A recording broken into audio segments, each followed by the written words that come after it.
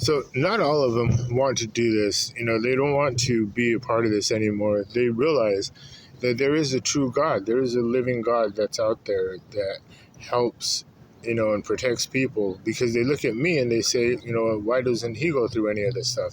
Well, that's because I believe in one true living God and my Lord and Savior. They protect me. They give me what I need to survive. And there are some people out here that, help and give, clues, and they don't care if they're risking their lives, to help. But they are starting to target their families now, and that's a problem. That's a problem for me. So I do not accept any help from anyone. Because these people are ruthless down here.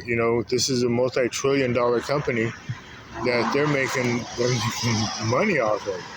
And these kids ride around in these brand new trucks, 2025 or 2024's, 2025 vehicles. And they're children. They're 15, 16 years old. They don't, or 16, 17 years old. They don't work, but yet they have these nice-ass cars. And the ones that want to do something with their lives, that want to go get a job, they're blocked. Because, you put on a blacklist.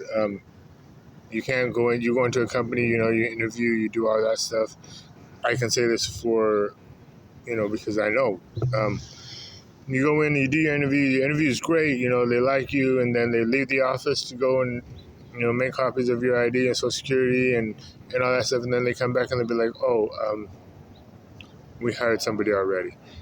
But yet there's only one hiring manager, but yet you're going to come and say that you guys hired someone who was going in a different direction.